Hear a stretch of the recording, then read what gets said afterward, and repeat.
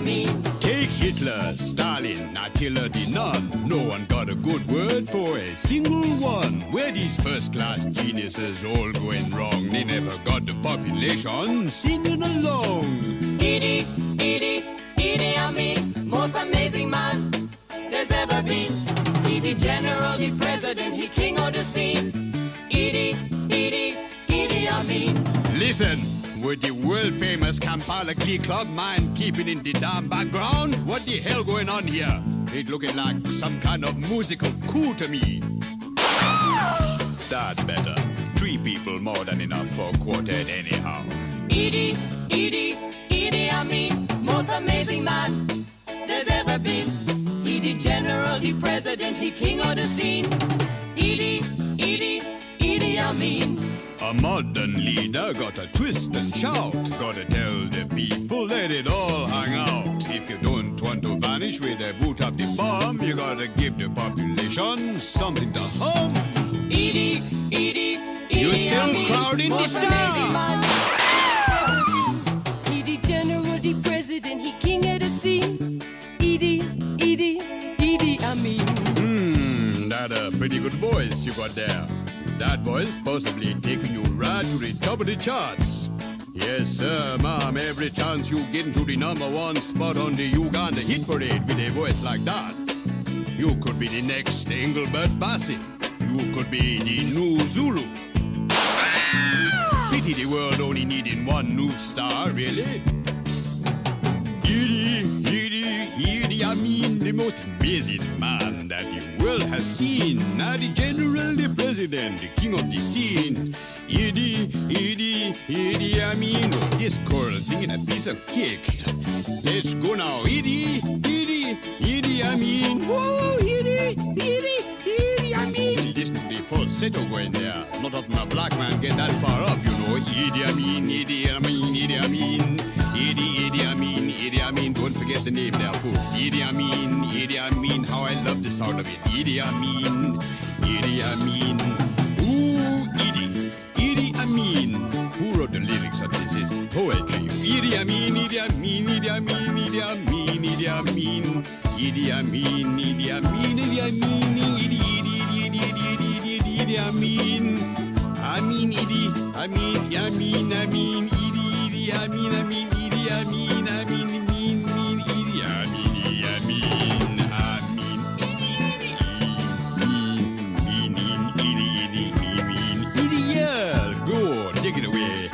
Don't bring it back. Idi Amin. Oh, Idi Amin. What is it about this name I like? I don't know. Idi Amin. Oh, yeah, Idi Amin. And the general, the president. What do you mean the recording time is booked out? That's rubbish. No, I put this and I own it, please. Idi Amin. Oh, Idi Amin. Keep on going and on. Idi Amin.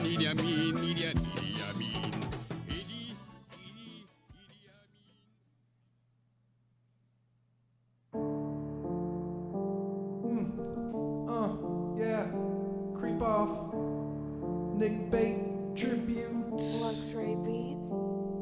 Yo, my name is Nick. My mind is sick, but unfortunately I have a tiny dick. My wife named Anna is kind of a prick, but her ass I'll lick, and I'm gonna stick. My penis in her anus. My penis in her anus. My penis in her anus. My penis in her anus. My penis in her anus. My penis in her anus. My penis in her anus. I will stick my cock up in her ass. I'm gonna feel real good. She's gonna be a gas. Don't stare at the clock. We got time to pass. Butt fucking in the hood.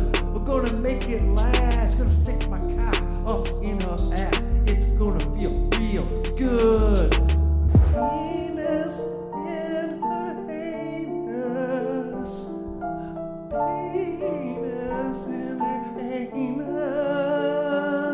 Yeah, my penis in her anus, in her anus, in her anus. Yeah, my penis in her anus, in her anus, in her anus. My penis in her anus, in her anus, in her anus. My penis in her anus.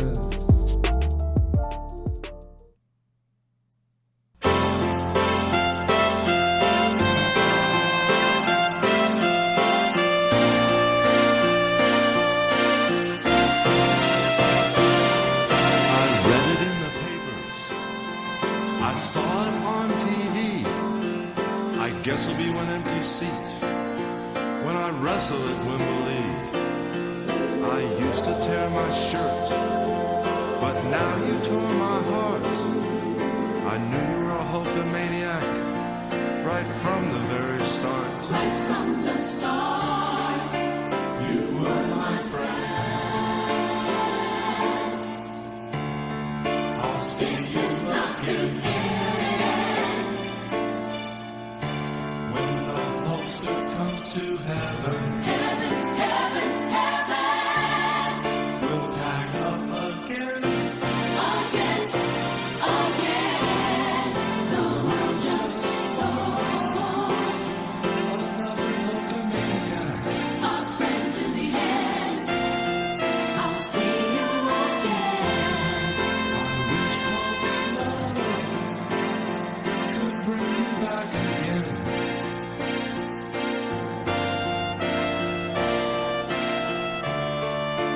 You were my friend.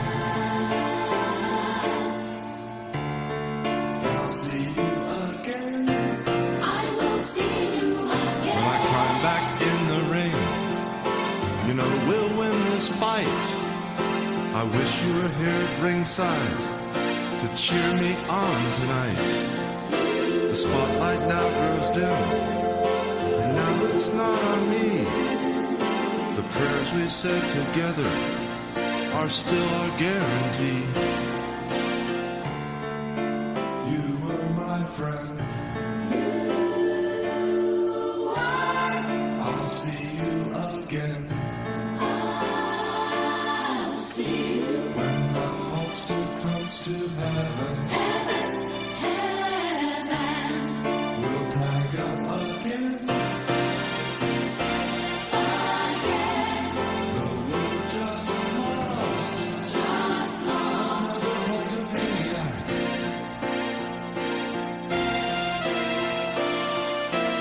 I wish lost love could bring you back again. bring you back again. The world just lost Just lost hulkamaniac.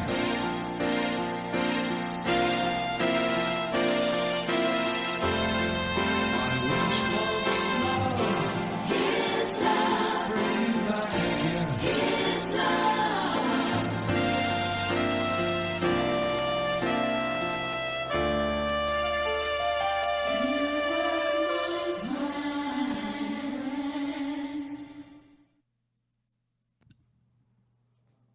God, that song makes I'm me talking feel with so Charles good. Ramsey. He's a neighbor. Walk me through again Oh, what happened shit. this afternoon. I knew something was wrong when a little pretty white girl ran to a black man's arms. Dead giveaway. Dead giveaway. My neighbor got big testicles because we see this dude every day. Wisco Slim. Who We do they have eat ribs Thursday? with this dude, but we didn't have a clue that that girl was in that house.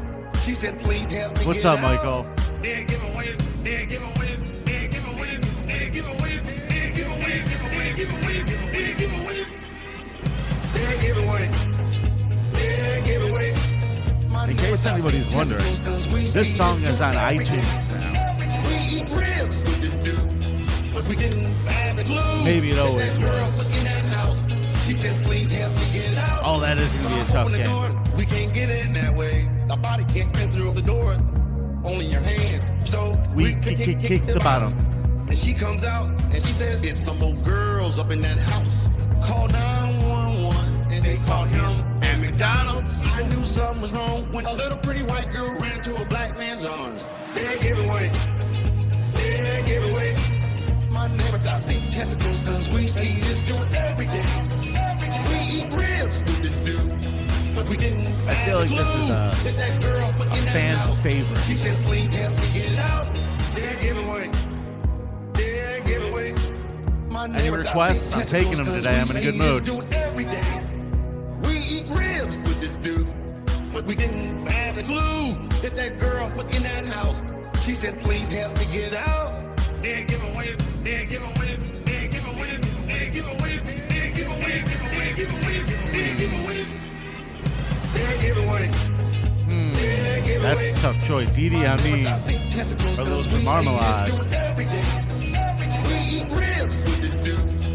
We didn't have a clue that girl was in that house.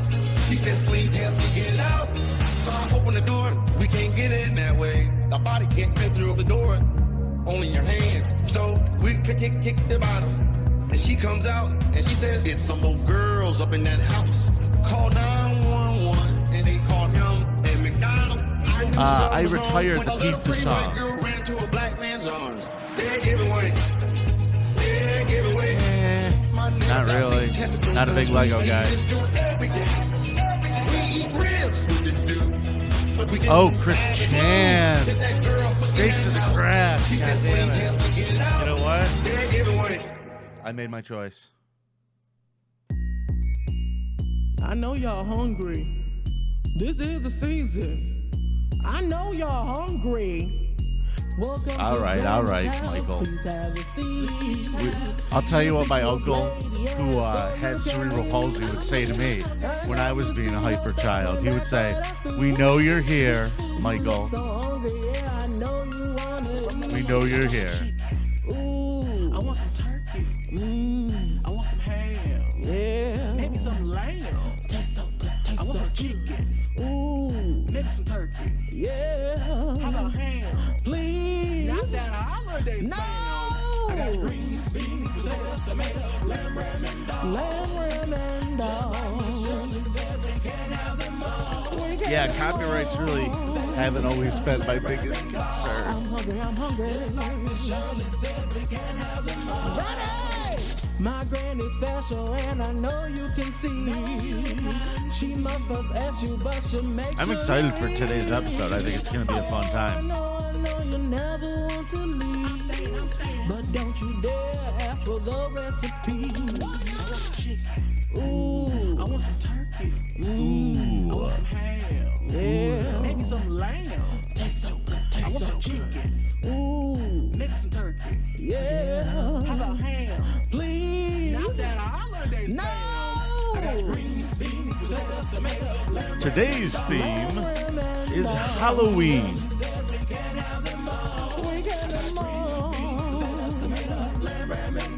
I'm hungry. We got a pound cake, got the apple pie, we got the pecan pie, we got the million Oh, for pie, Gina? got the sweet potato pie, got the pumpkin pie. Because Gina brings her own people with her. And I was on the road last weekend, so I like Gina very much. Hey, Carl. Carl's here. On time, everybody. See y'all in a minute.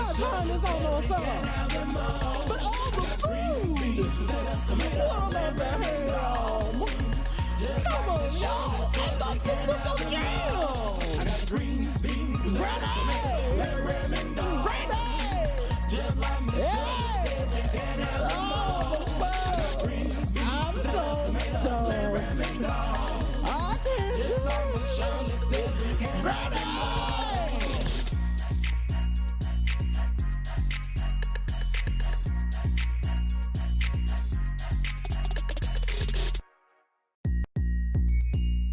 I know y'all hungry.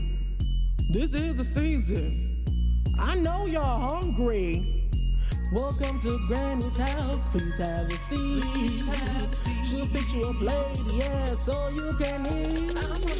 I know you see her throwing back all that food.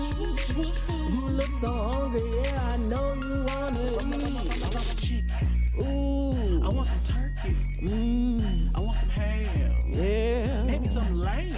Tastes so good. I want some chicken. Ooh, maybe some turkey. Yeah, how about ham? Please. Not that holiday. No. I got green beans, potatoes, tomatoes, lamb, ram, and dog. Lamb, ram, and dog. We can have them all. I'm hungry. Ready! My granny's special, and I know you can see. She must fuss at you, but she'll make sure you eat. Oh, I know you never want to leave, but don't you dare ask for the recipe. I want some chicken. Ooh, I want some turkey. I want some ham. Yeah, maybe some lamb. Tastes so good. I want some chicken. Ooh, maybe some turkey. Yeah, how about ham?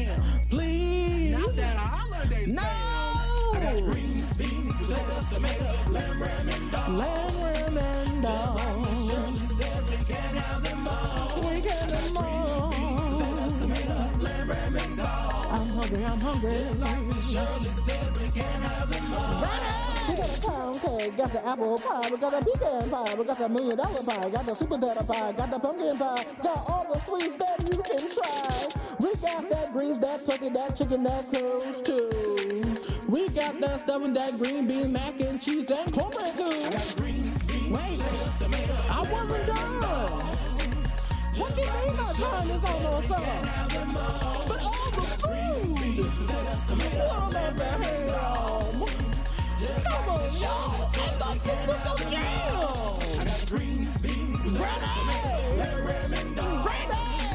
just like me. Oh, I'm so stoned. I can't do it. Ready.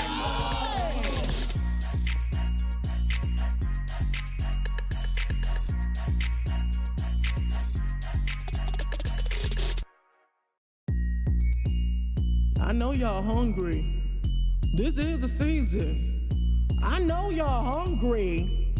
Welcome to Granny's house. Please have a seat. She'll fix you a plate, yeah, so you can eat. I know you see her throwing back all that food. You look so hungry, yeah, I know you wanna eat. Ooh, I want some turkey. I want some ham. Yeah. Maybe some lamb. Tastes so good. I want some chicken. Ooh. Maybe some turkey. Yeah. How about ham? Please. Not that holiday. No. I got green beans, potatoes, tomatoes, lamb, and dog. Lamb, and dog. We can have them all. We can have them all. Potatoes, tomatoes, lamb, and dog. I'm hungry. Just like Miss Shirley said, we can have them all. Ready! My granny's special and I know you can see.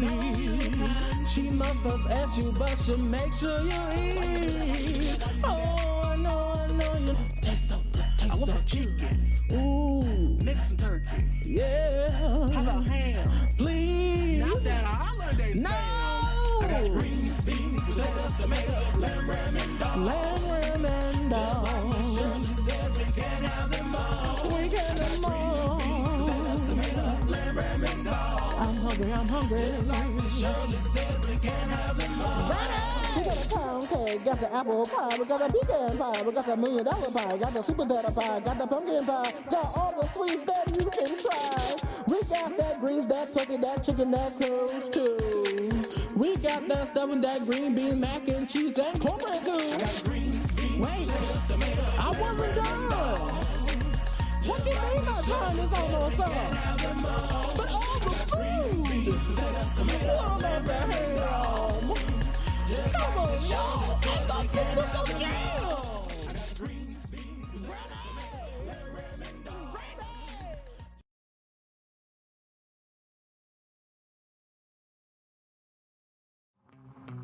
Hey everyone, Tucker Dixon here with your weekly recap. I have to go over 2 weeks and I have to address a couple controversies before I begin. So let's talk about what happened with Karl and Eric Zane. Karl showed up at 4 p.m. instead of noon, screwing over Eric Zane watching this during his lunch break, like I know Mr. Zane loves to do. Secondly, Vinnie screwed over the audience and Mr. Zane by not playing my weekly recap, in which I made some poignant and articulate arguments about how Eric Zane got screwed over the week before. Anyways, moving on to the actual creeps. 2 weeks ago was Nerd Week, and Karl surprised everybody by bringing in Stan Lee. Just kidding. That joke never gets old. Just kidding, we see it coming every single week now. I don't know, he brought in a child diddler who put it up on YouTube or some shit. I don't remember. He blamed society. Vinnie, on the other hand, brought in an award-winning cosplayer, amateur filmmaker, a devoted husband, an avid adulterer, and a murderer. But this man had a deep, dark secret. He liked the Star Wars prequels. Oh god.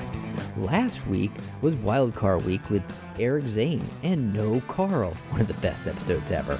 Vinnie brought in a guy who was just a doll maker who made some really creative dolls. And Eric Zane brought in one of the biggest creeps I've ever heard of. This man was an Australian. Anyways, Tucker out. Attention parents, what you're about to see is not suitable for kids. Shoot, it's not even suitable for some grown-ups. You might want to walk away now if you ain't into these type of things. I'm going to give the people what they want. Sensation, horror, shock. I'm gonna deliver the goods because I'm alive and I'm not backing down. Cuckoo, cuckoo. Fuck yeah.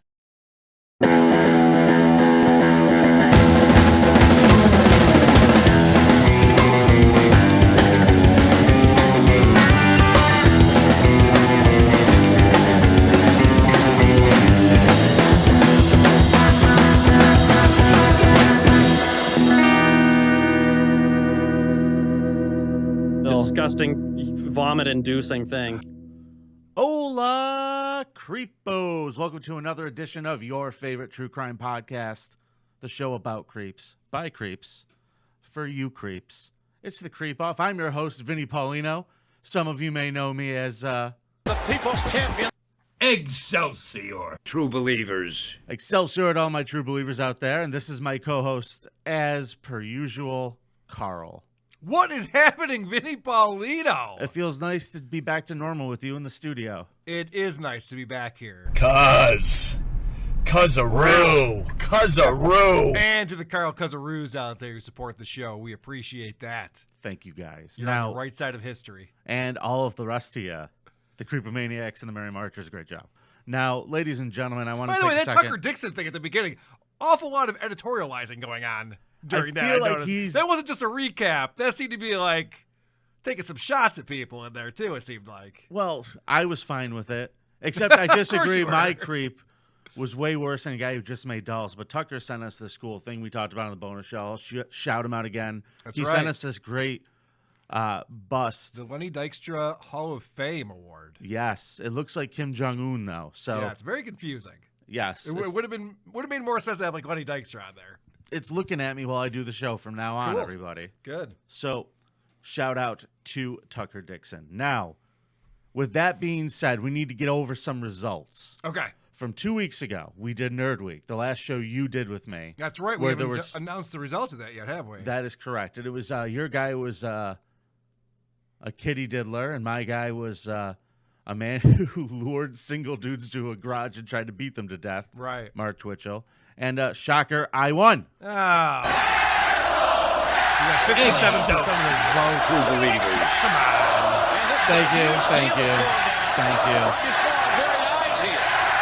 Oh, you are on a roll. You're up 4-2 now. I am up 4-2. Round. That will put me on game point today, ladies and gentlemen. How annoying. Now, let's talk about something that I am not too pleased about. Oh, yeah, the Eric Zane show results. Yeah. Not Eric Zane show, but the show with Eric Zane on it. You know, Carl, every now and again, I feel like I play my hand wrong.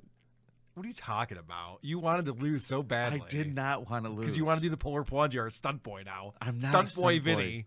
I thought you were like a co-host, but apparently you're just a stunt boy. You just want to put on a one piece and run out into the lake in February. I'm not fucking putting on a one piece. I'm wearing a normal goddamn bathing suit. That's that. I get to pick out the bathing suit. No, you don't. Yep. No. I purchased the bathing suits. No, if anybody gets to, Eric Zane gets to pick it. All right, I'll send him some ideas. Because I like it when he dresses me up. So what were the results of that episode? Motherfucker. Because you brought a creep, man. You had a really good creep. Ugh. And Eric Zane got 61% of the votes. Which means that you're polar plunging. Well, listen, I got to tell you, I think I told you this. I don't know if it was on air or not on our bonus show, but you obviously wanted to lose that because his consequence was like putting truck nuts he already owns on his car. And your consequence was jumping into the lake when it's freezing cold. I mean, obviously that's the more fun thing for people. That's what they're going to vote for. No, I said I'm going to go into the lake. I never said how far. And Right. I will wear a bathing suit. Oh, I have a feeling that as soon as it touches your toe, you're going to come running back to shore. Like a big, yes, floppy, and when I say running, walrus. I use that term. Yeah, exactly. Help! Help! It's really cold. I can't. What is this? This is bullshit. I was on the beach this past week down in South Carolina and James Island, and I made a joke to my wife. There was a enormous person sunbathing on the beach, and I just made a quick joke about, should we push her back in? And apparently you're not allowed to judge people at the beach, I learned. Did you know that? It's a judge-free zone. I'm not familiar with judge-free zones. I was very confused. Did you by the go, whole concept. hey, fatty, do you have a podcast by any chance? What did you say about this woman? Oh, I just assumed that she was a beached whale, and I wanted to help her out. Yeah, and she heard you, yeah? No, I was just scolded for goofing on people. Get out. Yeah, I didn't know that rule. That We're in you big can't do trouble. that. You can't make fun of fat people. Right. So I fell asleep on the beach one time. I woke up. Kids were throwing wet towels on me. Because like it was a whale. They were going to drag me back in. It was making it. Oh, I want to quit this job. Okay. All right. I believe that you fell asleep on a beach, though. You were probably like pacing yourself. I'll get back. I'll get to the water. I'll get there eventually. It'd still be there. All right, so this is officially on then, the polar plunge? I'll do it. I don't even want to go down there to videotape it. It's so fucking cold in February, by the way. Oh, Jessica said she wouldn't miss it, so Okay, don't good. worry. She'll hold the camera. You're not going to go to this, though? I might. I mean, you could wear a snowsuit. Would you hold my robe for me? Yeah. Will you be my Mickey? Will you scream for me and cheer for me? Sure, I could do that. Will you make a sign? I'm just not going to donate to whatever stupid charity you come up with. Yeah. That's what I won't do. All right. So, ladies and gentlemen, Karl. What's with your energy level today? I don't know, man. I'm trying to drink coffee. I'll get there. I'll get there. All right. We don't have to do these on Monday at noon if you don't want. If it's not a good time for you, we can pick another time. Listen, pal. I'm here. So I'm ready you to won, go. and our category this week, because it is the week of Halloween. We're going to do the biggest Halloween creep. Biggest Halloween creep this week. You won. You go first. All right, Karl.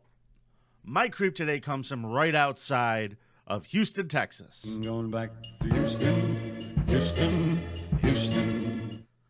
He is a soft-spoken... Some of the prep you do for this show is so unnecessary. Like, I appreciate it, because it's like you're trying. Somebody has to do something around here. Fair enough. My creep today comes right from outside of... I'm going back to Houston, All right, we used it twice. Now it's worth it. Okay. He's a soft-spoken 30-year-old optician and former father of two, Ronald O'Brien. Now, his actions on Halloween in 1974 not only made Halloween effectively worse for everyone, since then, I mean, kids have been terrified because of what this guy did. He also was given a very apt title, The Man Who Killed Halloween. Halloween's still alive, though. I don't know if that's a great title. Yeah, it's probably better than ever, right? Yeah, Halloween's going pretty strong. They In fact, didn't have those spirit Halloween stores that take over all the dead strip malls then. Yeah, all the circuit cities become spirit Halloween. I would argue that Halloween has now become an adult holiday. If anything, you just took it away from the kids, which good. They have enough fun days. They get enough fun days in their Fuck lives. 'em. Little assholes. Ooh, Yeah, get your candy. let's let the Guess adults what? have fun on Halloween. I get now. my candy. I get my candy. Tucker Dixon sent us in a whole bag of candy, which was very sweet of him. Get it? Very sweet. There's some left. He had to refill it with other candy to make it look like he hasn't eaten it all. These are mints. All right. So here's the thing about my guy. The guy who killed Halloween? Yeah, okay. Yeah, let's the hear guy who about killed it. Halloween. Let's hear about him. He owed over $100,000 to creditors in 1974, Karl. Yeah, that's like $30 million today. Well, I actually did the math on that. Yeah, what is the calculation? The equivalent is $563,797. And that's this year? 2021. So last year when Trump was still the president, it would have been like, what, $200,000? Before the Biden inflation kicked in? You're a real pain in my ass. You're a real pain in my ass. No, I love paying more for gasoline and food. It's great. It's been a lot of fun. I don't even know what I'm talking about. Just go. Okay. So all I'm trying to say is this guy owed a lot of money, and making fucking glasses for people wasn't cutting it, Karl. Okay? Okay. So he lived with his wife, Diane, in Deer Park, Texas. They had two kids. One is 8 years old. His name is Timothy. The other one is 5 years old. Her name is Elizabeth. So you know she went all the way then. Pretty hot. He, I'll have you know, was a deacon for the Second Baptist Church. Very good. And he also sang in the choir, Carl. I heard he had the voice of an angel. I did not hear that. I heard he had a very soft-spoken, feminine voice. I heard it sounded like an angel cake. Let's fast forward to Halloween night 1974. We'll get straight to the point. Let's get straight to the point. A great source that I used was an interview with the DA who prosecuted this case. He did an interview with Michael Segalov for Vice News.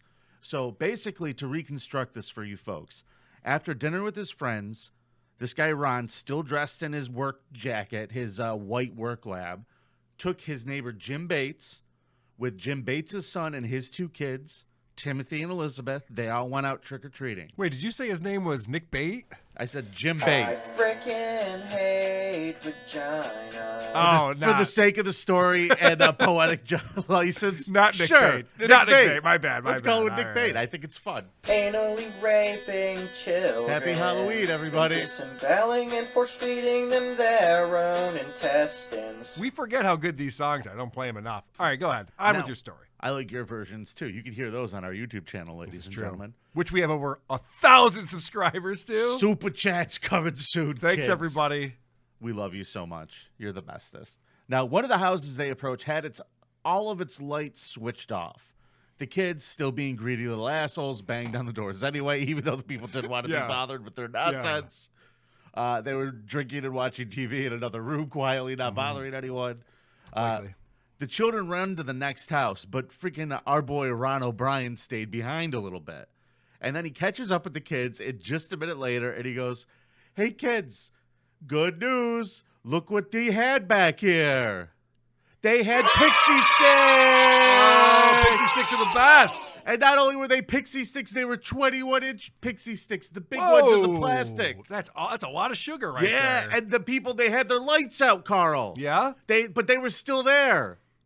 And they With pixie sticks. Yeah, they got the pixie sticks for the kids. I'm following. Yeah, sounds great. So he gives them to his daughter, Yep. to his son, to his neighbor Nick Bates' son, Nick Jr. Yep. And then he gives another one for his older sister who wasn't there. Okay, good. And then as they're walking, you know what? The choir boy, our boy Ron, sees another little kid from the church, and he gives him the last pixie stick. Wow, this guy's a saint. What a good guy. What a good guy. So they go home. They go to bed. Little Timothy says, I want to have a treat for my bag. And his dad says, you can have one thing. What do you want it to be? Please be the pixie stick. Aren't pixie sticks amazing? This is a big one. Hey, look at this It's gonna be a lot of pixie sticks. This will be fun. great before you go to bed, Right won't before it? you go to bed, pure sugar. You'll love it. Right. Why not? So his kid tries to open the thing and he can't get it open because it was like stapled shut. Which was weird. Odd. Okay. All and right. so his dad helped him get it open. Good. And then he couldn't get any of the stuff out because at the top it was all kind of stuck in there. So his dad again helped him get some of it out. And then the kid tasted it. He didn't like it. Yeah. He's like, nah, I don't like this. And, instead of being like, all right, well, you don't like it, have another different piece of candy. He's like, no, you opened that pixie stick and you're going to eat that whole 21 inches of pure sugar before you go to bed. Yeah. So he gets That was the rule in my house, too. You got to finish your candy before you go to bed. Finish My your parents candy. are very strict about that. You clean that plate of candy off, young man, before you excuse yourself. And he goes, Dad, this tastes gross. And he goes, it's sugar. It should. He goes, try snorting it. That'll work. You won't taste as much. So what he did to be a good dad? What did he do, Vinny? He went and got his son a glass of Kool-Aid to help wash it down. Oh, okay, good. There you go. Well, let's wash it down. It's really important that you eat this pixie stick. It's very clumpy, Dad. I don't know why. Well, less than an hour later, Timothy was coughing up blood and declared dead on his way to the hospital. Oh, okay. Yeah. What, do you have Taco Bell for dinner earlier that night? Is there an Arby's nearby? What's the explanation for this? Well, former Harris County prosecutor Mike Hinton, the guy who was interviewed for this article, called the morgue when he heard an 8-year-old boy had died of poisoning that night. On Halloween night, of all things, he heard this. So the next morning he calls to find out what's going on. The pathologist said that Timothy had consumed enough cyanide to kill 2 adults. Hey, that's fucked up. Cyanide? That's bad for you. Very bad for Very you. bad for you. They My said- doctor said to cut it out completely. They said this kid's breath just like reeked of almonds. Like it was very obvious. Like the guy, it took him 2 seconds to figure this out. What don't you fucking understand? Now, Tess later found out that, shocker, the top 2 inches of the pixie sticks had been packed with poison. Like a fucking musket. Yeah, Like what a dummy. You got to goddamn- mix it in with the sugar better so they actually eat it, you idiot. Right. He just stuffed it at the top. It's like when you used to put like weed at the top of a cigarette, you dump a little bit of the tobacco out and put the weed on the top. Yeah. It's like you can tell it's not a cigarette. You're not fooling anyone with that. Well, they also noticed that these other kids had gotten these same pixie sticks too. So luckily, and sincerely luckily, none of them ate them. It's not luck, Vinny. You just told a whole story about how this kid couldn't open it. Once he did, he didn't like how it tasted. It was all clumped together. He had to wash it down with Kool-Aid. Of course no one else ate it. They weren't forced to by their father. That's true. It wasn't I don't know luck. how the daughter got away with it. I don't know how She the was daughter... like, this kid, he sucks. Well, here's the other part of it, though. That church boy that he saw walking down the street, that he was just hey, here you go. Enjoy this in fucking hell, kid. Yeah. He gives it to him. Enjoy this in hell. I mean, what the fuck else are you going to say to this kid? You're murdering him. It's a trap. He gives him this fucking candy. And this kid, before he went to bed, tried to get into the pixie stick, but he couldn't get the fucking staples out. So... See? Yeah. That's what I was talking about. I guess, you know, the later argument would be I may put him in tamper-proof containers. Well, I got nothing. So, why are you smiling so much? This little boy just died of cyanide poisoning. Yeah, it's not good. It's not good. So the police took Ronald back to the neighborhood where they were trick-or-treating, Carl. Yeah? And they were like, so, you're telling me somebody gave you these pixie sticks. Show us which house it was. Yeah. And he's like, I don't remember. I don't know. Honestly, I wouldn't remember what house I got a pixie stick from if I was trick-or-treating with my kids. Well, here's the thing. They except for the daughter remembers that he like ran over and was like, hey, here's the pixie sticks from that house. No, the daughter didn't run over. He ran over and gave them to everybody. No. I mean, the daughter's going to remember that. Yeah. I'm sorry. I'm trying to move the fucking story along, Vinny. Jesus Christ. They took him back there. What are we and doing he's this in walking real time? with the cops. He's walking with the fucking cops. Yeah. And he's going, I don't know. It might be over there. But they only went, when they trick-or-treated, Carl, yeah, they only did 2 blocks. Oh, okay. So it not shouldn't have that been many that houses. hard. Right. And that's where we got the apple with the razor blade in it. And that's where we got the cyanide-laced pixie sticks. And over there, they gave us the Snickers, but not the fun size. Those like little mini Snickers. Those fucking things suck. So get the fun size at least. So you're like, you don't remember the place that gave you like a 2-foot tube of sugar to give to your children. Yeah. And he's like, I don't know. He says, well, can you tell us what the person looked like? And he goes, I don't know. Someone's arm came out and handed them to me. Okay. He's giving them every story Makes he sense. can. Yep, I'm going along with it. Yep. As long as the police have this, what's the word I'm looking for? It would be their, I don't know. I've lost it. Ain't no fact checking. Either way, yeah, he doesn't get motto. He doesn't tell them anything. Motto is the word. I'm glad. I was calling you out. I was calling you out for being tired today. All right, I'm back in it. Let's go. All right, this is going to be fun. Yep. So the cops, they're now trying to figure out where these could have come from. Did anybody else get these things? They're putting news bulletins out. This is a massive story. Kid dies, Halloween, trick-or-treating, candy. Fucking poison. Yeah. Everybody's losing their shit. This guy's keeping his mouth shut, right? Yeah. So as to not eat any of that cyanide. Now, the cops finally drag him back out there another time, and they say, fucking tell us, asshole. And these are like Texas fucking, you tell us there's probably a gun on him. Sure. Because it was that house. They finally go to this house. Guy who owns it's not home. He's at his job at the airport. Mm-hmm. The cops show up at the airport, arrest him in front of all of his coworkers, and drag the guy out. Oh, boy. And it turns out on Halloween night, he was at work the whole evening. There was like 200 people at the fucking airport who could have vouched for him. Sure. So this dude's getting arrested, hauled out of there. And that's when they started looking at the dad. Mm-hmm. So this is what Hinton said. He said that he heard O'Brien was angry at his relatives for not staying up the night of Timothy's funeral. And the reason why he was upset is because he had written a song about Jesus and Timothy joining the Lord in heaven. and had grown agitated with his grieving family because they wouldn't stay up to watch a late recording of the performance that was being broadcast on public television. That's fascinating. Please go on. This motherfucker's How like, many so details are you going to add to the story? this guy's a creep. His his little daughter and his wife are mourning the fucking brother who was coughing up blood all over the house like a week before. Be more funny. And he's like, don't you want to watch Dad sing? Don't you want to stay up and watch Daddy's Jesus song? He's trying to help them heal. Vinny. I have a clip of the song. Oh, okay. Let's hear it. Ladies and gentlemen, here is Ronald O'Brien.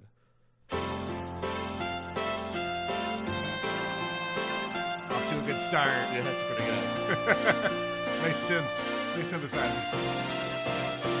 I read it in the papers.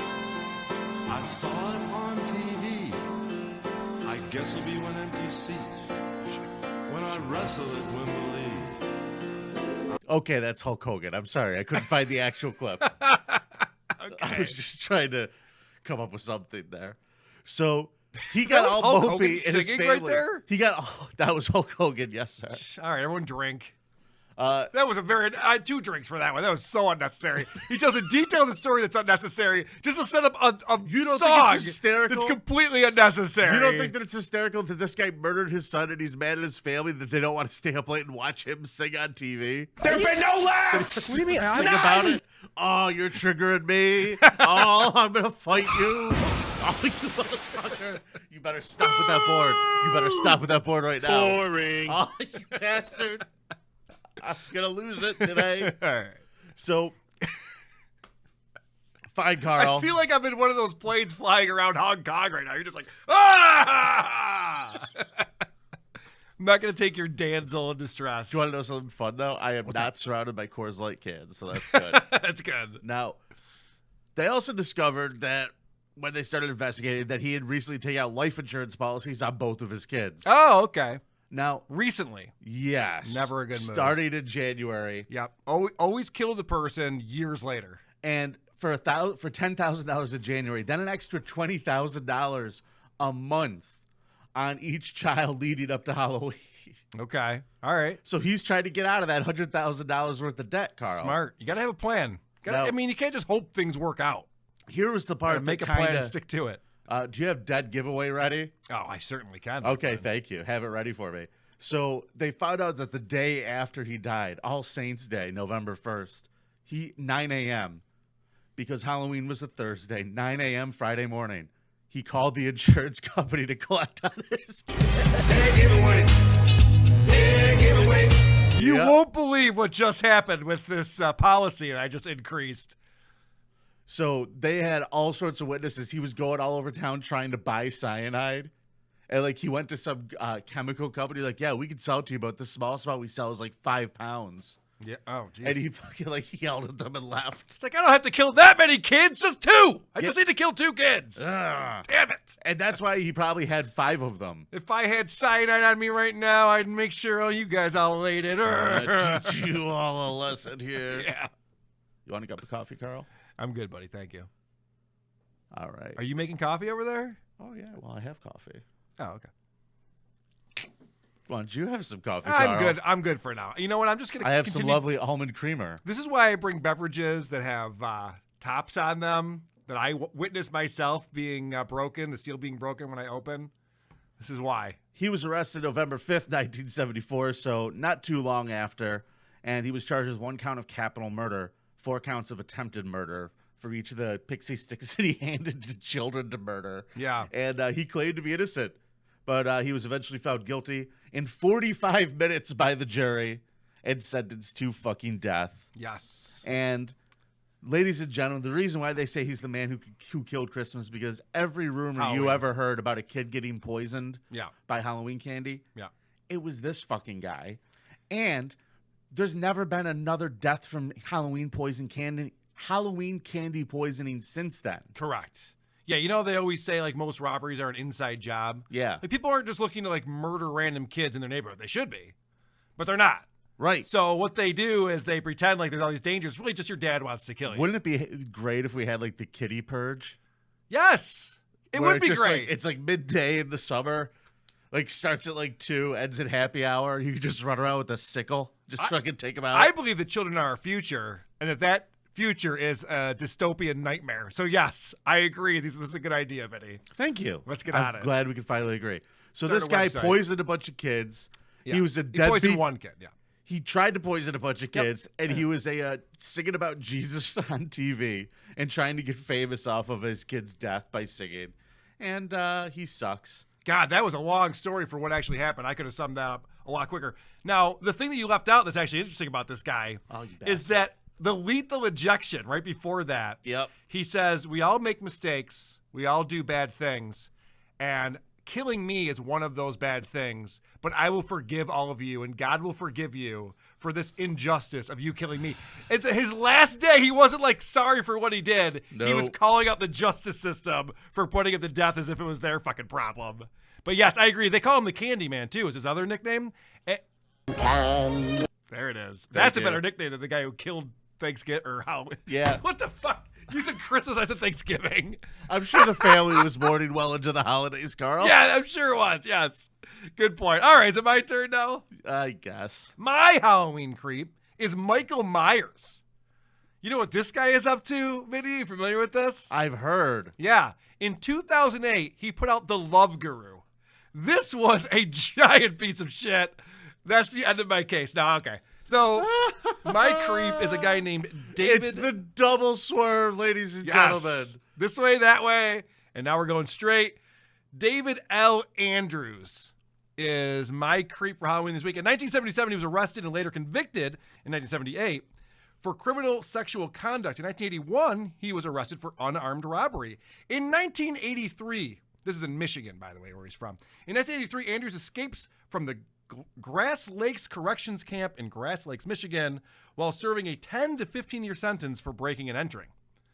So this guy was put in this correction facility.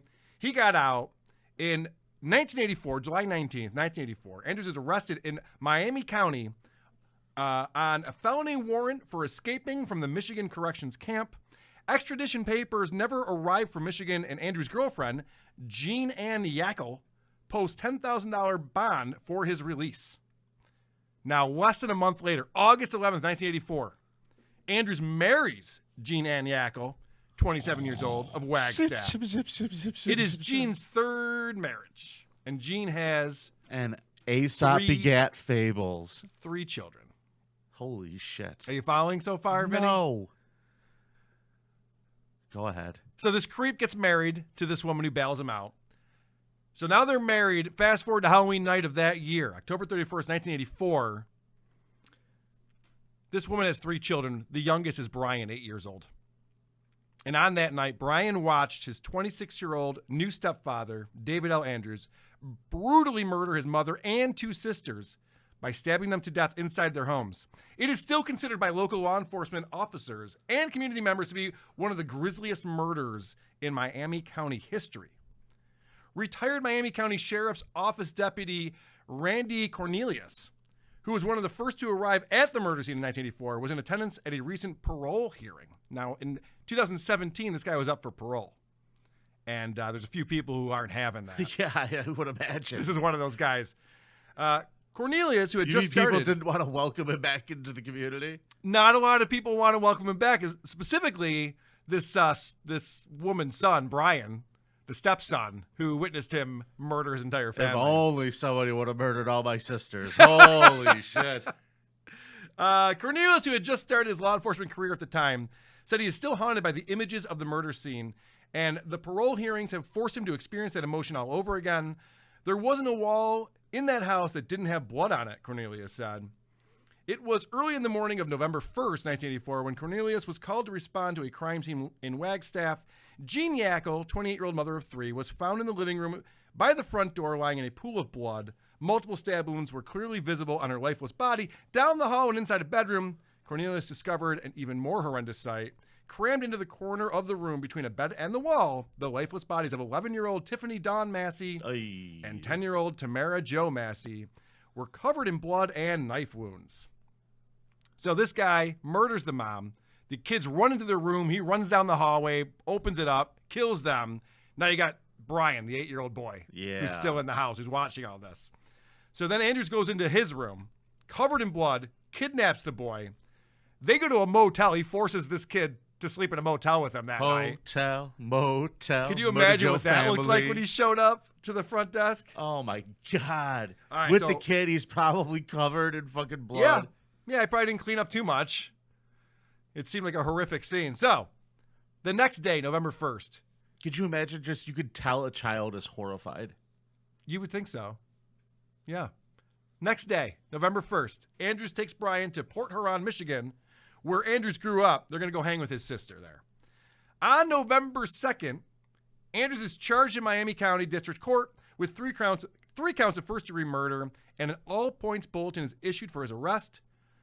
Once Andrews finds out about this, he decides to commit suicide. He shoots himself in the chest with a .25 caliber handgun in the sister's home in Port Huron. Michigan authorities find Brian alive inside the home. Andrews is still alive too because a suicide attempt didn't work, and he's taken to the hospital where he's guarded there. Now, fast forward January 16, 1985. The charges against Andrews are expanded to include aggravated kidnapping, because he took Brian, obviously across state lines, and aggravated criminal sodomy. Oh, no, not Brian. Kidnapping and sodomy charges were added, resulting from Andrews taking Brian from the home after the murder and allegedly sodomizing him several times on their 2-day trip to Michigan. So this guy murders the entire family, grabs the boy, and is just fucking his butt the entire way to Michigan. That's the only thing I can think of worse than just driving to Michigan. Yeah, it's pretty horrific, no. don't you think? He must have been really excited about what he had done to think that that's how he was going to celebrate. On May 13th, 1985, which was the morning the jury selection was scheduled to begin, a plea deal was announced. Andrews pleaded guilty in exchange for the dropping of the kidnapping and sodomy charges and the reduction in the primary charge to 3 counts of second-degree murder. So I guess there were a couple things that the prosecution was concerned about because the only witness was this 8-year-old boy, and it's tough to get And this children. kid puts out, And so it's like you can't trust him. Correct. He's too loose. Also, they never found the murder weapon. This kid was talking to me. I heard his asshole flapping the whole time. I don't believe a word he's saying. Yeah. Let's not slut shame poor little 8-year-old Brian, please, Vinny. I feel like that's inappropriate right now. That man grew up to be Brian Ball. Inside jokes. Everyone loves them. Okay. In June of 1985, he was sentenced to 15 years to life in prison for each second-degree murder conviction, with the sentences to run consecutively, making his total sentence reach 45 years. At the 2017 parole hearing, Brian Massey spoke for the longest time. Now, this is the boy, who's now an adult, who's speaking about this. He said Andrews and his mother got into an argument, and she kicked him out of the house. He returned later, and the argument turned violent. Brian said he watched as his mother reached for the phone to call his grandpa, and that's when Andrews first started stabbing her. After stabbing her more than 30 times, Andrews went down the hallway to find the sisters, who ran into their room.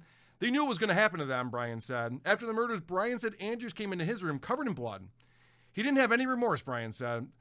There was only a savage presence about him. His words for Brian were brief and chilling. If you do not listen and obey, I will kill you. Ready for the good news. He was denied parole in 2017. His next eligibility will be in November of 2027. So that's my Halloween monster, David L. Andrews, who murdered his wife and stepchildren and then kidnapped and butt-fucked his stepson. How do you celebrate Halloween the next year? I wouldn't celebrate it a lot. I'd half-ass it. I'd put on one of those costumes, just a smock with the stupid plastic mask you put on your top of your head. Do you think this guy burst into tears? I think so. I think he's traumatized. Every time he sees Halloween? I think he's pretty fucking traumatized by it, Vinny, because this guy's driving from Texas to Florida every time he has to go back in front of the parole hearing. For some reason, they changed the law so at 50% of the sentence served, he can start filing for parole. So now all these people get dragged back to tell this story again every 10 years. It seems like a weird system that we have in place. Yeah. It's like the guy is a Don't creep. you think the people on the parole board are like, yeah, we know, we butt fucked you. Yeah. We remember you the last time. We got it. They're like, look, we're letting guys out who butt fuck boys all the time. You think that story is going to change anything here? We can't wait to let these people out. Yeah. Did you take any vows of chastity by any chance before you did it? Because then you're immune, apparently. All right. So that's my creep. Creepiest Halloween, and I go back to 1984 with David L. Andrews. Yours is what, 74? Well, yeah. My guy, Ronald O'Brien. See, this is what you always do. Here we go. All right. Yeah. Let's continue your argument because you had your chance. I was just saying his name. You had your chance. All I said was his name. You were about to go into your whole thing. Watch this. Ladies and gentlemen, vote for Vinnie and Ronald O'Brien, the Candyman. The Candyman can. Let's see that dick. Ah, you ruined it. I was done. All right. I was letting it go. All right. Fucking fight you. Can we do voicemails now? I guess. All right, cool. The voicemail segment is brought to you by our friends in Syracuse. Oh, do we not have a new ad? Oh, good. The Creep Off voicemail segment is brought to you by the City of Syracuse. Halloween is approaching and we want you to have fun and be safe. Know which houses give out the good fentanyl. See you in Syracuse. Good advice. Solid advice. So this one came in, and Karl, I got to tell you, I feel like this person is speaking for a lot of fans here, and I think you should listen to what they have to say. I don't like where this is going. Hey, Vinny and Karl. I decided to become a patron after dickering over whether or not to patron you two freaks or not. I've been hesitant to join as I was, and still am, concerned that I'll end up on some database once the Creep Off donor list is leaked. After a few weeks ago, Karl had a show with the Turk Kaya where he shattered that illusion of the relationship between show host and listener. Of course, we are not your friends, Karl with a K, but you didn't have to reduce the relationship to so explicitly a transactional one. I felt like a filthy John exchanging lucre for cheap entertainment. I don't want to be reminded that I'm just a passive pay pig for WATP. Please lie next time and say that weekly listeners are your friends and online family. Thanks to you, I am now a Vietnam true believer, as your co-host seems to appreciate the fans just a little bit more than you. Vinny, despite being the worst possible combination of human, Californian and Yankee, you have grown on me. However, I do hope that you are just playing a character who likes pro wrestling ironically. Please don't call me back. Karl, I love you. I love the fans, and I appreciate the support. We are friends. In fact, when I was down in South Carolina, I ran into a fan, Luke, who came up and introduced himself, and we took a selfie together. We're buddies now. What, did he just hear you talking somewhere loudly? Yeah, I know. It's funny. I knows that voice. It's funny. I actually was not saying a word at the time he recognized me, which was odd. But I was wearing my Bills jersey, so that kind of gave it away. Everywhere he goes. Well, it was Monday. It was the game day. Everywhere he goes. How dare you? All right. So this is somebody who did some sleuthing into figuring out who was the person who hacked the vote a few episodes back. Okay, good. Let's get to the bottom Hey, of this. Vinny, I did a little internet sleuthing, and I think I figured out who voted for Karl all those times. Lenny Dykstra. Motherfucker. Hi. Motherfucker. Very possible, sir. Very possible. He's a creep. I love this voicemail. Hey, Karl, I gotta say, I'm a big fan of Who Are These Podcasts, and I've loved the Creep Off. So I finally pulled the trigger, signed up for the Patreon, and became a Vietnam true believer. Go fuck yourself, you club-footed piece of shit. Cuzaroo. What is this all about? Excelsior. True What believers. is this all about? Do we have we should do a current tally on that, see where we're at. Because I won the race to 50. But I don't know where we're at these days. Yeah, we got to go back and figure that out one of these days. Because otherwise, what's the point? Why do we still have it? We never talk about it. Fun. It's not fun if we don't. All right, whatever. All right, listen. We're having too much fun. Listen, pal. Yeah. We got to talk about some emails that we got real quick. Okay. I believe you have one that you're supposed to read. Oh, yeah, that's right. I do have one. I'll read it right now. You asked someone a question a few weeks ago when we told the story about how I spilled a big fresh glass of tequila all over the front of me while I performed. So what happened was Vinny was the feature act for Harold Williams. Harland. Right? Harland Williams, thank you. I knew I Give said it that wrong.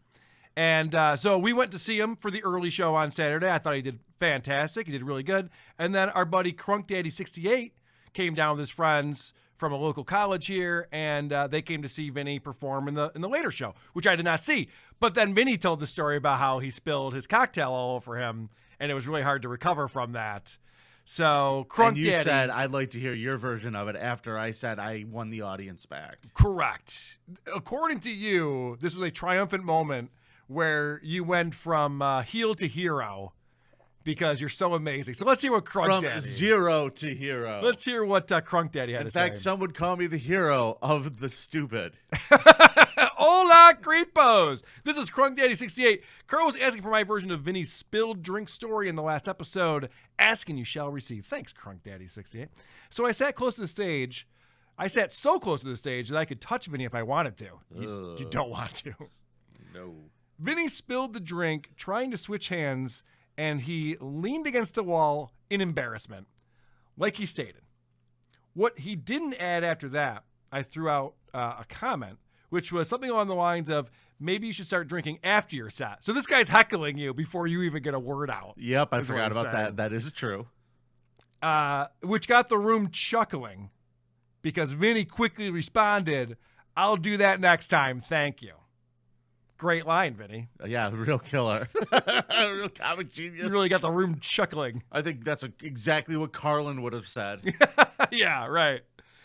Vinny, like a true professional, leaned into the joke. He used it as a good segue into a joke about another embarrassing moment he had while doing stand-up. He had also gave the worker Gabe is it short order? Is that what an SO is? A shout-out? Yeah, short order? Shout-out. A shout-out for cleaning up the stage and replacing his drink. At the end of his time, he circled back to the spilled drink by picking up his new drink with two hands like he was a child, which gave us one last funny moment. Oh, waka waka. I concur with Carl that Vinny really had a good set. My friends who didn't know Vinny beforehand only had positive things to say about his set on our ride home. What he doesn't include is the things they had to say about your physique. Oh, yeah. No, the set was fine. The odor, so though. hard to look at. The odor was difficult. Except two of them thought Vinny spilled his drink on purpose. I could tell by his reaction it was real. On another note, I appreciate Vinny stopping himself before doxing my location last episode. Doxing his location? We know what state he's from. Is that going to dox him? Yeah, I don't know. I feel like he doesn't want to be associated with any of this. What I don't appreciate is neither of you commented about how handsome I am. Okay. All right. There's your note. Thanks for coming. You got another email over there? I do. This one is very interesting. This one came in from Ara Elkins, and they write, Hi, gentlemen. I'm an actual practicing attorney who works primarily with juvenile criminal defendants. This is what I type like. During episode 82, you talked about Eric Zane's story about his coworker and his juvenile record. Yes. And there were some pretty clear misunderstandings. Okay. So they are writing in to explain to us that we are idiots.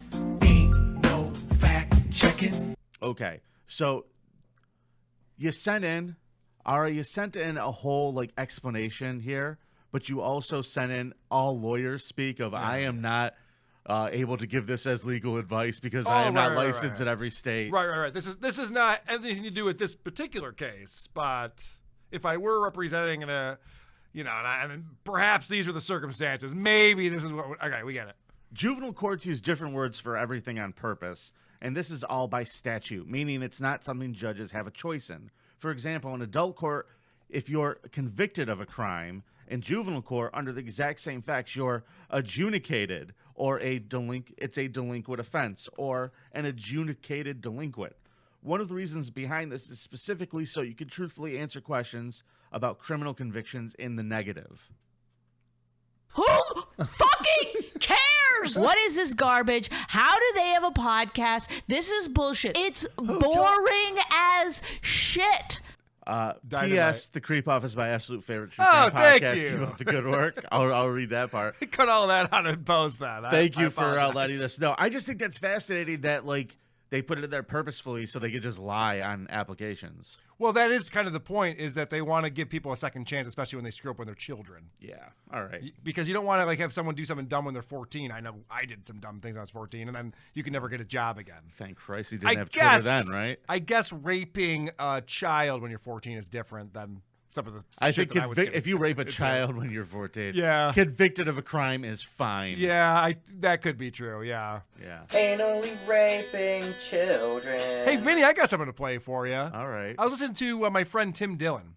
Okay. And Tim Dillon actually had a message for you specifically. I don't believe it. Which I was surprised by, because sometimes he'll use my name as a fun little shout out. Like we like to give shout outs to each other back and forth, but it's kind of behind the scenes stuff people don't really know about. Sure. If you're not listening closely. But he finally addressed you. Oh, good. Now you know that Tim Dillon's a gay man, right? Sure. Okay. Like, I have mild homosexuality. My homosexuality is not pronounced, but it's effective when it needs to be. I have sex with men, but that's not really what being gay is anymore. Being gay is not really having sex with men. It's really dyeing your hair. It's gone from having sex with men to dyeing your hair, which is much easier to do. Looking good over there, Blondie. Looking real good, buddy. It started as my wife wanted to do it as a goof, and now he's just keeping it up. He's getting the roots touched up because it every looks week. like shit all the time. It's a fucking awful vicious cycle. When I heard Tim Dillon say, it's a vicious cycle. I dye my hair because I'm unhappy. I am unhappy because I dye my hair. It's a vicious cycle.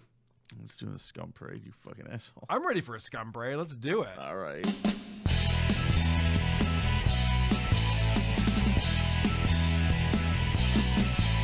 The Scum Parade! These are my peeps! The Scum Parade! It's nothing but creeps! The Scum Parade! I'm Karl Vinnie Show!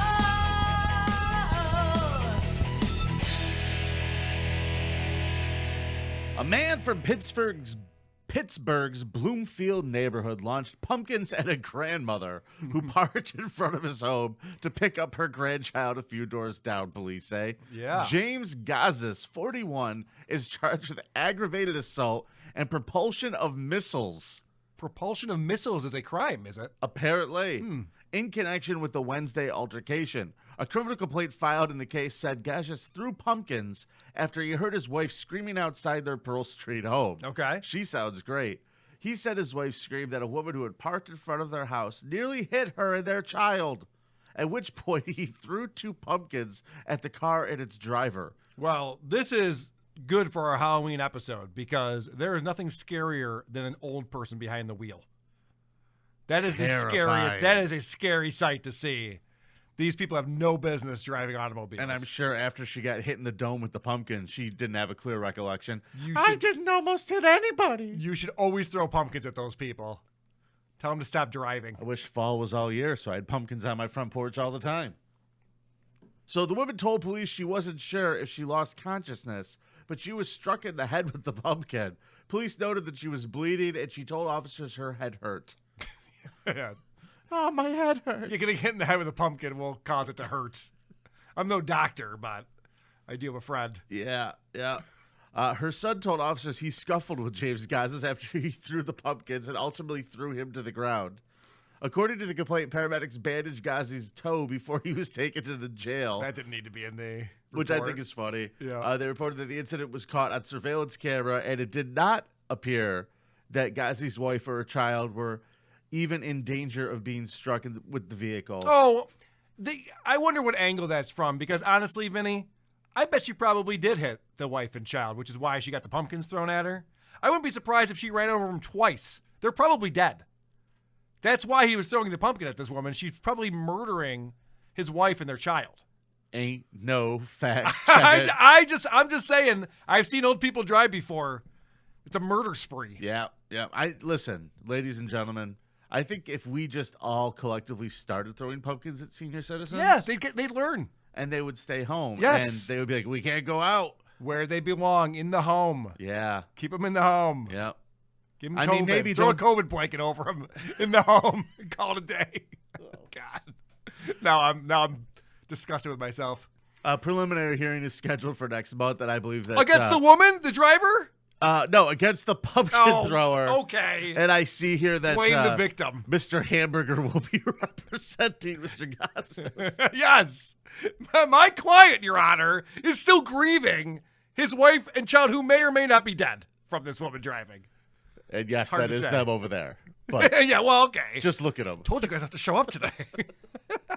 Yeah, I know, but look at them. Horrible family. They might as well be dead.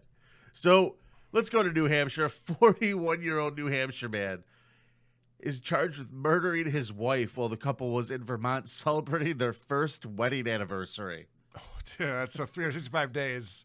Yeah. That's a lot of time. Yeah. How many years are you in again? I'm coming up on 8. Yeah. My 8th anniversary next week. Oh, really? Yeah. Well, what a lucky lady. She could do worse. She certainly couldn't. Now, Joseph Ferlazzo told detectives on Tuesday he fatally shot his wife, Emily Ferlazzo, who's 22 years old, Saturday morning inside their camper van in Bolton, New Hampshire. He then later dismembered her body with the saw. Police said Chittenden County State's Attorney Sarah George said the evidence of guilt was everywhere. There's a history of domestic violence with the relationship. Emily's been seen with scratches and bruises. Joseph told investigators Thursday that he and his wife got into an argument inside the camper that got physical. You know, I got to say, I saw the photo of Emily. She looks like a real Gabby Petito, if you know what I mean. She might have had Dead? this one. She might have had this one coming. That too. Okay. But keep antagonizing your boyfriends and husbands. Well, ladies. Joseph said that after Emily Ferlazzo had stopped hitting and kicking him, she laid on a bed because she got tired from hitting and kicking him. After 5 to 10 minutes, Joseph Ferlazzo retrieved a handgun, jumped on top of her, and shot her twice in the head. That'll do it. According to the affidavit of probable cause, he told investigators he began to have an anxiety attack, placed a garbage bag over her head, and moved her body to the bathroom of the camper. Oh, this camper must have been some sight. It's a fucking Jackson Pollock. Yeah. On Saturday morning, Joseph said he took the camper from Bolton to a friend's house in St. Albans. According to police, about 12 to 15 hours after the shooting, he used a handsaw to dismember her body. He told police he then placed the body parts in garbage bags, which stayed in the camper. Oh my God, this guy. If you're going to go through the trouble of handsawing someone's body into pieces and then putting it into bags, don't confess your crime to cops. You're pot committed at that point. You're all in. I don't know what's going on here, officer. I don't know what you're talking about. I have nothing to do with any of this. Be it's all very like tragic. my creep the Candyman till the day you go to the fucking Correct. lethal injection. Just in much case the governor's listening. Vinny, I know that you know how much work it is to handsaw someone into pieces. This takes hours and hours. It's grueling, grueling work. Just to be like, oh yeah, you got me. I did it. Then why were you going through all of that? Fucking hysterical. Funny guy, Carl. Poor Joseph. Never confess, buddy. Well, when police searched the camper, they found the bag, so... Right. They said, oh, look, human remains. The remains were sent to the office of the Vermont medical examiner for autopsy. They found the weapon they believe he used to kill Emily and the saw used to dismember her. So as you said, you can imagine that this trailer was a fucking mess. Oh, God. And here's the thing that blew my mind on this. They went to court the other day, and his lawyer entered a plea of not guilty. Yeah. Guess what? Too late. He already confessed to the police, you idiots. He's like, they're like, good luck with that. We got the gun that you shot her. Wasn't me. You already confessed. You chopped her up in the shower. Wasn't me. Nice. Got your confession on camera. Wasn't me. But this motherfucker, he's claiming he's not guilty, even though he confessed to the whole fucking thing to the cops. You know who's really the victim in this is Dog the Bounty Hunter, because he wanted to be looking for this guy. Instead, he just goes up and confesses. Dog was there work. for that one, too. He He's was out of like, work. just walking by. He was just randomly there. So let's go to Indiana, shall we? Let's do it. This story is truly fucking horrifying. Be careful who you meet on the internet, kids. I'm still not sure I even understand this story. Let's go through Well, it. I had to read it a couple of times. Yeah. I got the gist here. Okay. An Indiana woman is facing a slew of felony charges after police say a meeting set up on a dating app turned into a nightmarish, jealousy-fueled rape and murder scene. Okay. Right there. This is my first question. Okay. So this is all about this Heidi Kathleen Carter. Right. And She she's the should one. not be the main character of the story. Okay, that's what I was confused by, because then I started okay, so now that we know the headline, this woman arrested for rape and murder, right? Let's keep that in mind. And now read the story, Vinny, and please explain to me why that was the headline of the story. I can't. Okay. So I guess if we're talking chronologically, it makes sense. Okay. Okay. I do things chronologically. I get that. The whole thing began when the 36-year-old woman, Heidi Kathleen Carter, connected with the woman on a lesbian dating app. Okay. I think it's, I have no idea what that is. I've never used a lesbian dating app. What is it called? Etsy. Etsy, yes. I believe that's correct. And invited her and the woman's boyfriend to her home. Okay. So the lesbian has a boyfriend. Okay. So she also, Kathleen, we'll find out very soon, Heidi Kathleen Carter also has a boyfriend. Right. Now, when the couple arrived at Carter's home, the three of them drank alcohol and took drugs before engaging in consensual sexual activity. So I don't like this part because I need you to be a little bit more specific about the take drugs part. Is it meth? Is it Molly? These are very different drugs that you would react to very differently now, if you're going to have a threesome afterwards. Here's the thought. Yeah. They don't say take drugs when they mean like smoke weed. Right, correct. That's why I said something to that's have why I here. said is it meth or Molly, because I would imagine if you're about to have a threesome, you're either, well, you're a degenerate. Both work. Both of those would work. Yes. They would both are options. Correct. That very different ways. Listen. If you're thinking about having an orgy on meth or Molly, Get some help. I mean, I would pick Molly out of those two. I'm just saying. pick the Molly. Pick the I'm just Molly, saying. 100%. So the couple's names are redacted for the police report, but as they were engaging in the sexual activity, Carter's boyfriend, Kerry Hammond, the star of the show, yes, unexpectedly arrived at home and allegedly became upset. Why? Because his girlfriend was getting pounded by this stranger? I believe that was it. Okay. That'll do it. The That surviving gets some people very upset when they see that. The surviving female victim told investigators that Hammond grabbed a baseball bat and began ruthlessly beating her boyfriend. Yeah. Hammond then restrained the couple using duct tape, beating and abusing them for hours.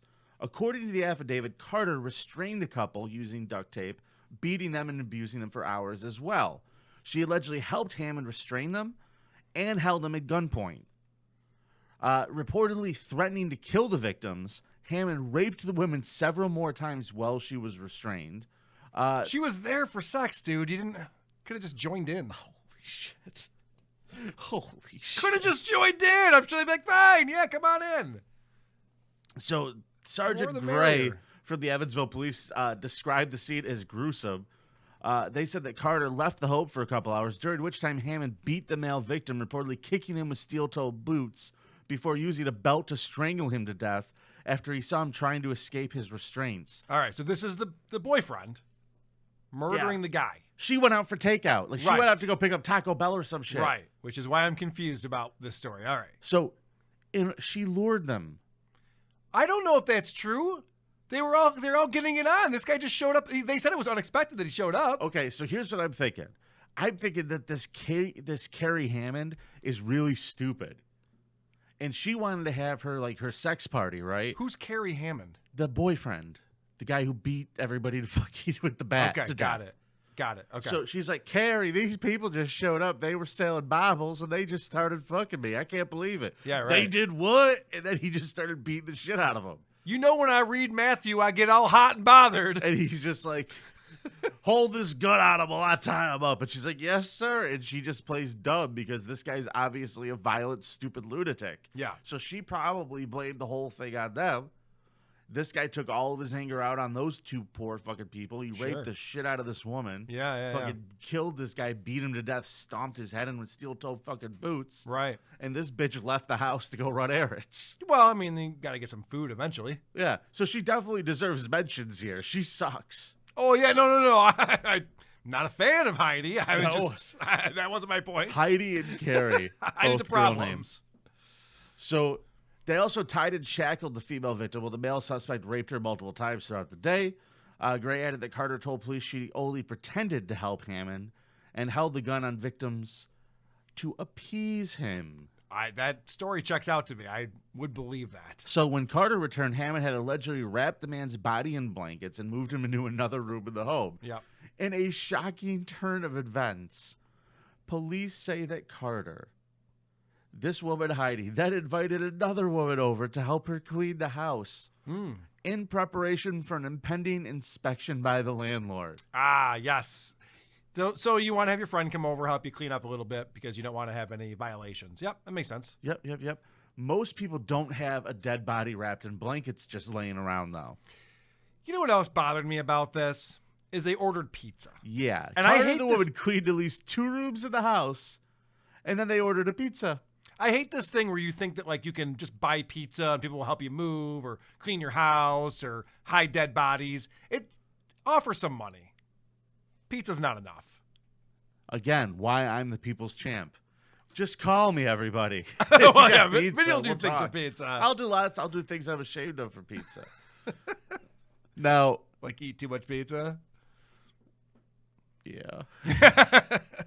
It's a circle. I know all about it. All right. So they're eating pizza.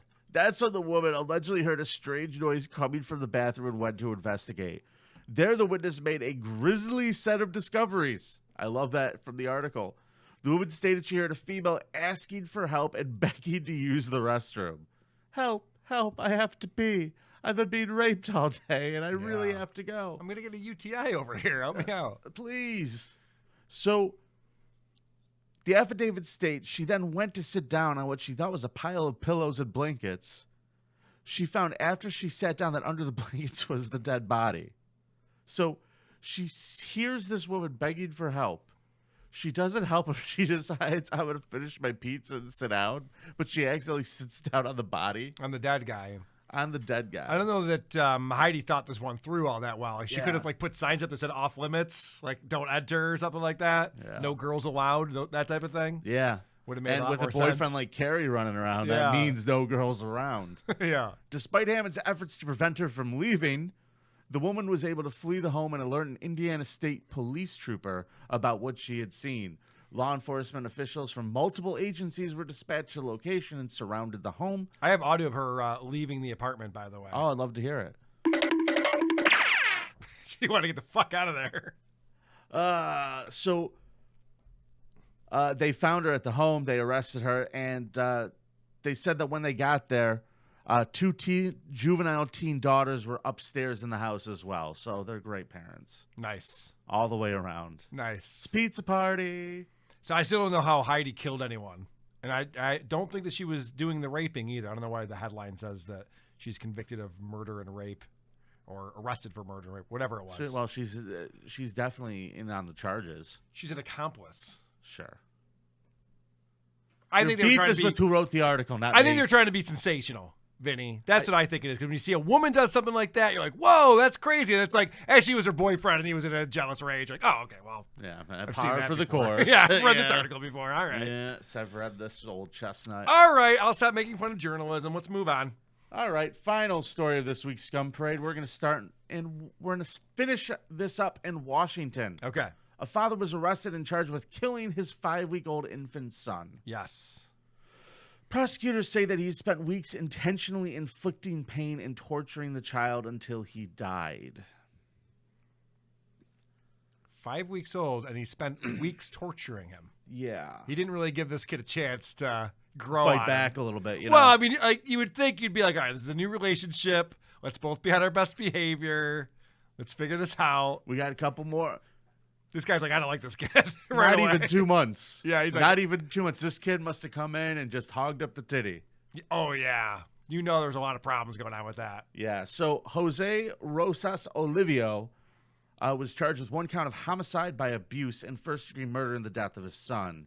Now, on September 24th, the victim was pronounced dead at 5:55 a.m. Mm-hmm. Okay. They were called to the house because they said that there was a baby. Or no, the police, they took the baby to the hospital. The police were... Jose did. Yes. Yeah. Because the baby police stopped were breathing. Yes. They took the baby to the hospital. They found that the baby had like a cracked orbital socket and a crack in his skull. So Right. Olivio claims, well, what happened was I woke up at 5 a.m. My son, I didn't see him breathing, so I performed CPR. And the victim and the baby vomited what appeared to be blood. And the child's mother was asleep. And he claimed okay, gotta do it. This is that the best. he dropped his cell phone accidentally and it hit the baby in the head. No further questions. All right. It was an accident. We get it. No further questions. Oh, so you mean your It was iPhone, a 1 in a million shot. Your iPhone hit the kid in the head and broke his skull. Okay, yeah, no further questions. Thank you. Yep. Moving along. We're so sorry for your loss. Sorry for your loss, sir. Should we start a GoFundMe for you? I do want to say that they did not arrest him at this time. They're like, all right, we got it. Thank you. So It worked for a second. Well, they did an autopsy, Carl. And it showed the linear fracture on the right side of the skull, bleeding under the entire scalp, diffuse subdermal hematoma, multiple anterior and posterior rib fractures to include several that were broken into places. Kids' ribs are very delicate. They break so easily. So they bring the dad back in. Yeah, they're like, this is more than just one iPhone landing on him. Did you drop multiple iPhones on him? How many iPhones did you drop on this kid? Now, Mr. Olivio, did you mean an iPad? Yeah. Could it have been an iPad and a laptop? How about, do you have an old CRT monitor laying around? I don't know why I use that accent. We're in Washington State. Yeah, I know. So he told the investigators, this is what this guy says. He goes, I tried to be a good father in the first few weeks of my baby's life.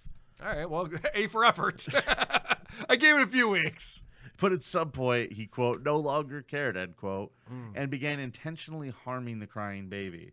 Court documents reportedly detailed that Olivio told police that in the beginning he would pull his son's hair and ears in order to cause pain and spank him whenever his diaper was changed, often hitting above the small of his back with a flat hand.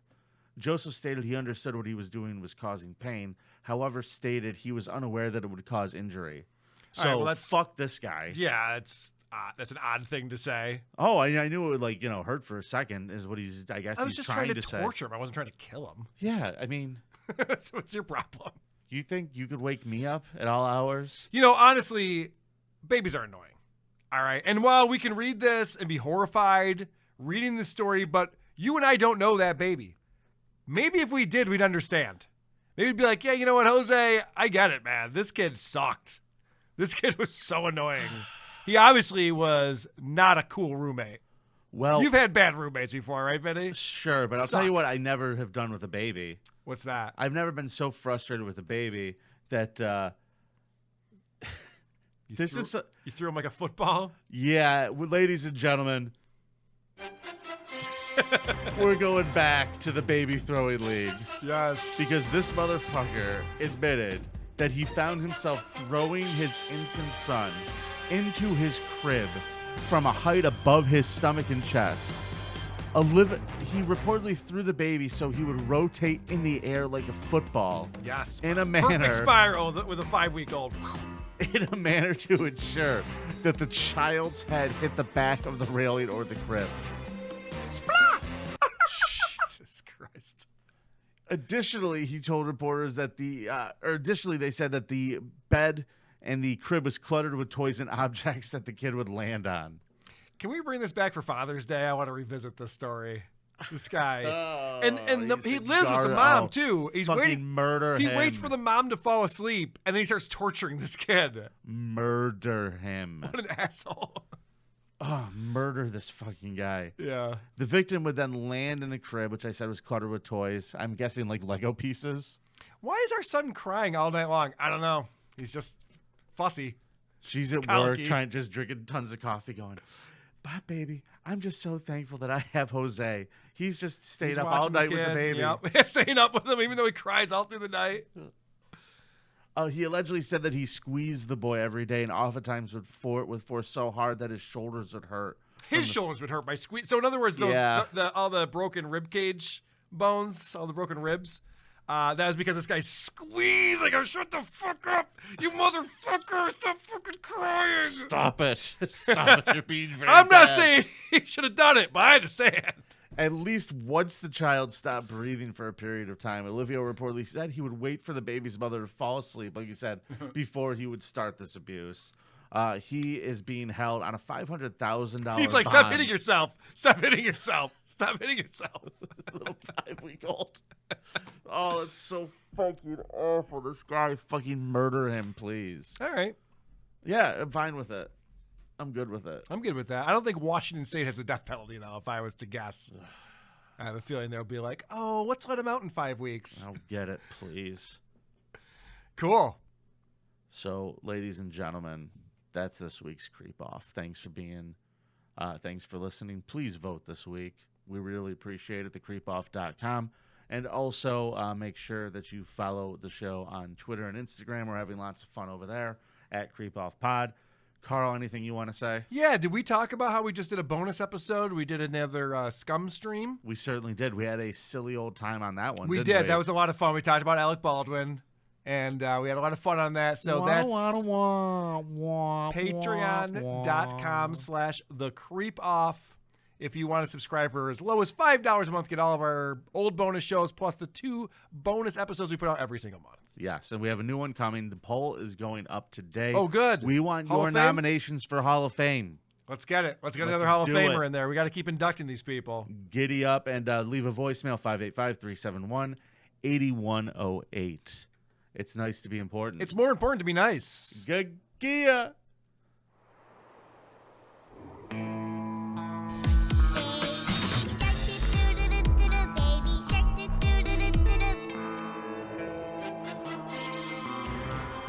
You, my friend, have committed a crime. It's the Creep-Off. Who's that old guy over there? Uncle Paul, with the creepy old guy stare. Uncle Paul. The Candyman can. Wasn't me. What an asshole! Going back to Houston, Houston.